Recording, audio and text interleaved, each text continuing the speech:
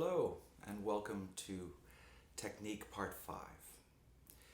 So in this class we're going to talk about one exercise that's not exactly a technique you need to practice, but as a daily routine, but something that we're going to have to get used to doing. It's called the block. Now the block is where we get into home position and we follow through with all the fingers. So, and P, and pluck the strings in the process. Like that.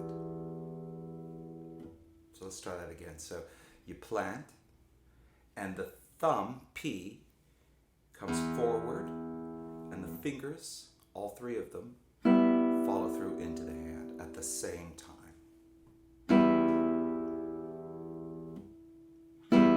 This is called blocking a chord. And we have to be able to do it. Now, there's also individual fingers that have to pluck together at the same time with the thumb, with P. So we practice that too. So P is going to come forward like that, and A finger is going to go in at the same time. You can see that. So maybe 20 of those a day. And then M finger has to pluck with the thumb as well. And remember, two different directions. One forward and the other one in. It's very natural for your hand to do that. It's just like grasping. Then I and P.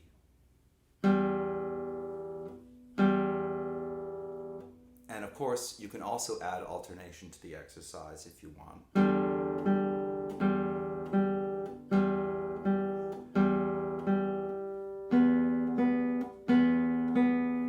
And you could invent all kinds of exercises. In fact, you should, simply to practice this combination of different techniques into one cohesive thing that we've got to do spontaneously when we're reading, playing.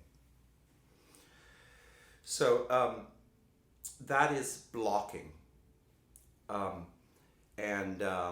wasn't very specific about how much you should do, but if you're a beginner, you probably need to get used to doing that right away. After you've been playing some pieces, I'm sure that is a very natural thing to do for you. What you want to make sure you avoid doing, and this goes for everything really, is to use the hand to pluck. So we don't grab a string and use the hand to do anything. So there's none of this bouncing, right? You don't want to bounce. The sound is bad and the stroke is inefficient. So follow through into the hand. Avoid bouncing. So the next thing we need to talk about is the last of the techniques, really. There are others, but this is a great rudiment for classical guitarists to do because it relates very closely to the history of the guitar. And this is called the Rasqueado.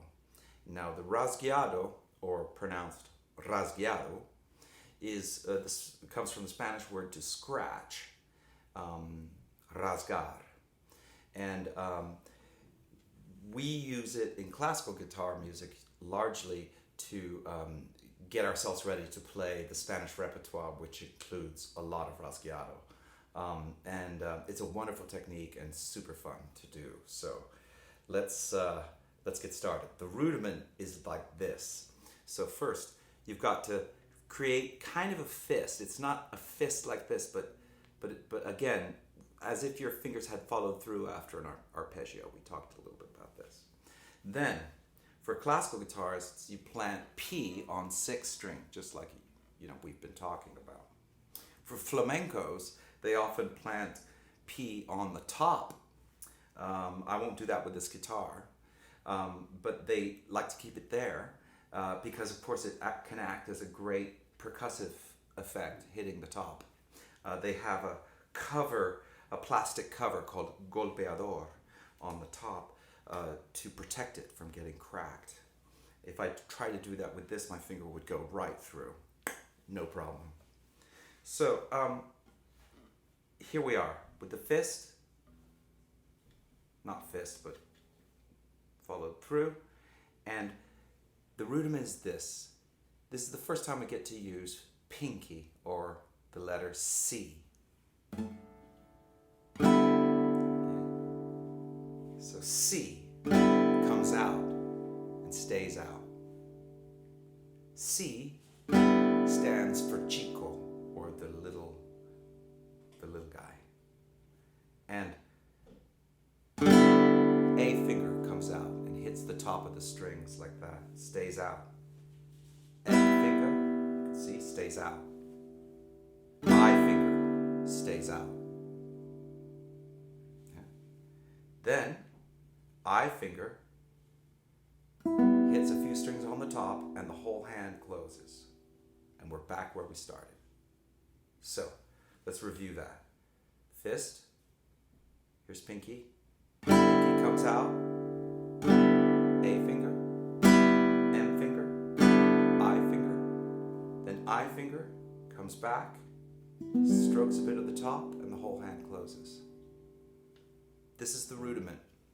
It's not fast at first, it can't be.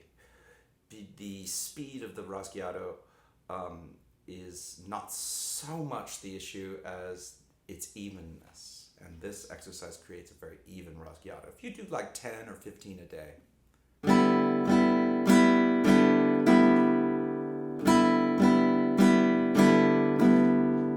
do not do this. Right? It's not an individual stroke. It's one gesture.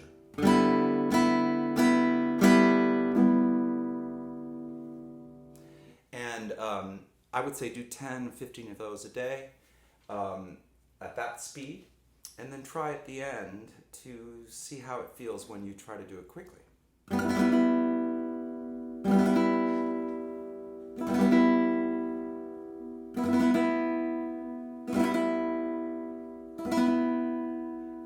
And that's where you get the effect of the Rasqueado. That's a 5-finger Rasqueado. It's a flamenco rudiment, traditional, often I think one of the first that are taught. And that can make chords a lot of fun.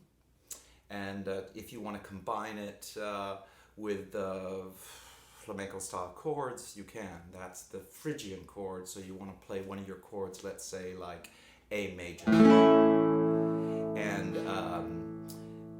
if you play it like this, third finger's ready to play the B flat, which is the flat 2, part of the Phrygian cadence. Right, so you get this lovely effect. So you see that? So a Phrygian chord would be any major chord that includes a half step above the tonic, or a flat 2. So in A major, 2 would be B. And so if you want an A major chord with the note B flat in there somewhere, here it's here. In E chord, this is a great one. That's E chord, E half step higher, flat 2 would be F.